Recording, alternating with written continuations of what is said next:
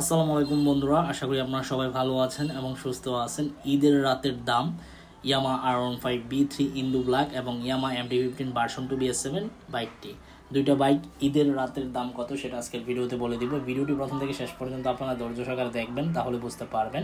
তবে এখনও পর্যন্ত যারা আরমান সারোয়ার ইউটিউব চ্যানেলটি সাবস্ক্রাইব করেন নাই তারা অবশ্যই আরমান সারোয়ার ইউটিউব চ্যানেলটি সাবস্ক্রাইব করে ফেলবেন, যেন পরবর্তী আপডেট নোটিফিকেশন পেয়ে যান। দেখতে দেখতে কোরবানি ঈদ চলে আসলো। অনেকের জন্য কোরবানি ঈদ খুশির ঈদ, অনেকের জন্য আবার দুঃখজনক ঈদ। তো সবার তো একরকম থাকে না, আপনারা সবাই জানেন।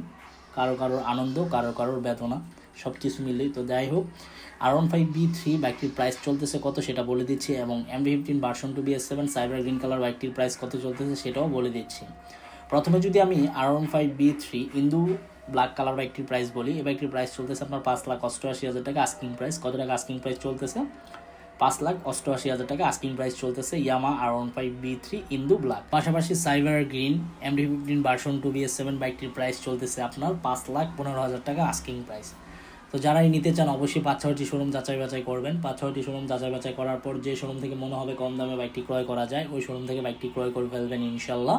তবে B3 বাইকটা আমার ব্যক্তিগত মতামত না ক্রয় করাই বেটার, কারণ যে প্রাইসে আপনারা B3 বাইকটি ক্রয় করবেন এই প্রাইসে কিন্তু আপডেট যে বাইকগুলো আছে, যেমন GPX ডেমন, তারপর হচ্ছে CF মোটো, R15B4, R15N, এইসব বাইকগুলো ক্রয় করতে পারবেন। তাহলে শুধু শুধু ওল্ড মডেলের R15B3 বাইক ক্রয় করার কোনো মানে হয় না।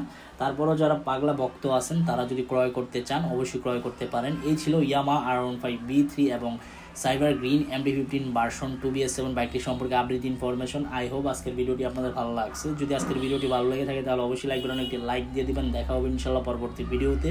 সবাইকে অসংখ্য ধন্যবাদ, সবাইকে ঈদের শুভেচ্ছা, ঈদ মোবারক এবং আল্লাহ হাফেজ।